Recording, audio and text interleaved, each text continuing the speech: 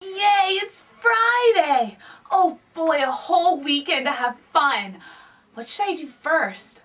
I know, my mom got me this new video game system. I'll play that, but I don't know how.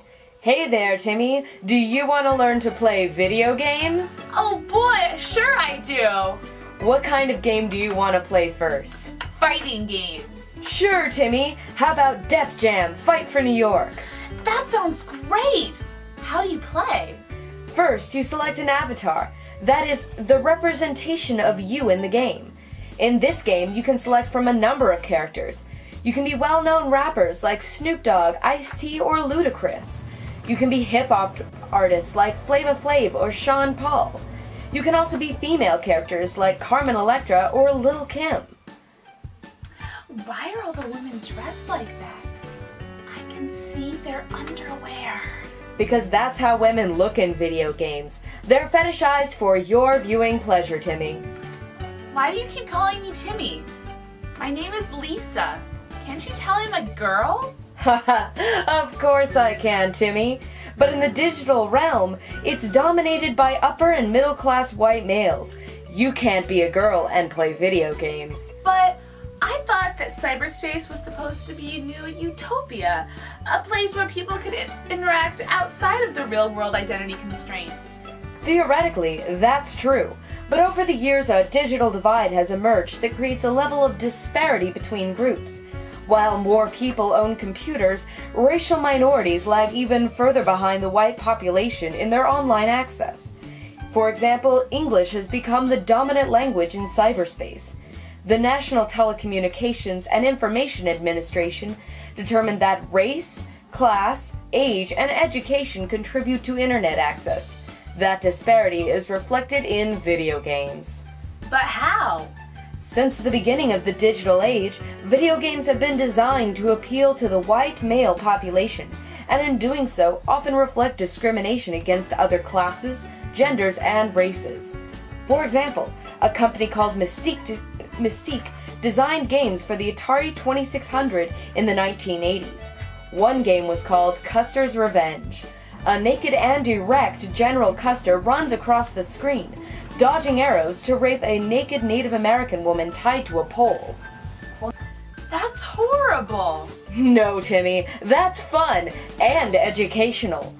Video games like Custer's Revenge set a standard still true today that promotes imperialist values, sexual violence, and gender discrimination.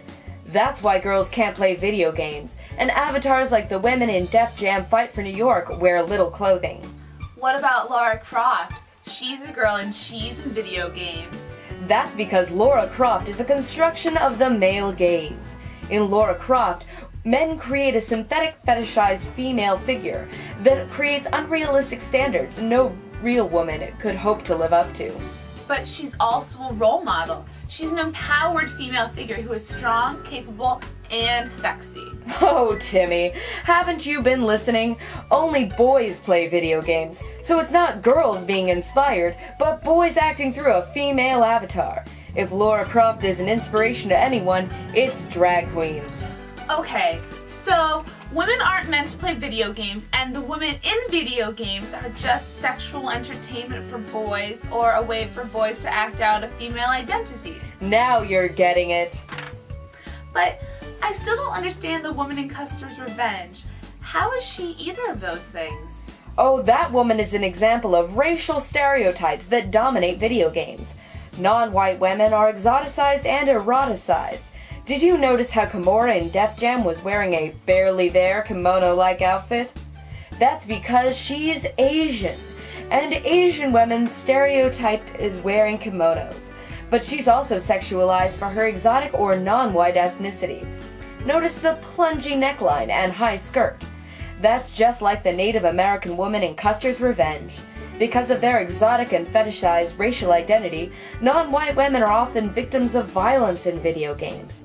According to the organization Children Now, nearly 9 out of 10 African American females were victims of violence in the games that were surveyed. Their victimization rate was almost twice that of white females. So, she's a victim of sexual violence not only because she's female, but because she's not white. That's right, Timmy. Also, because raping her is a goal, the game teaches imperialist behavior when the native woman is sexually conquered by the white colonial power. Wow, video games sure are complicated. Don't worry, Timmy. We'll review. Remember, the avatars you select represent your identity in video games, and those avatars reflect the gender and racial discriminations of the real world that have also become the established stereotypes of cyberspace. Women are sexual objects in video games. They are often unrealistically eroticized. Non-white women are eroticized and exoticized for their race. Non-white women are often the victims of violence. And as victims of violence, non-white women become the victims of imperialist values in the new digital realm. Now you've got it, Timmy! So, are you ready to play video games? No, you didn't teach me anything about how to play video games. You just lectured me about the gender, sexual, and racial identities of women in video games. Oh, Timmy.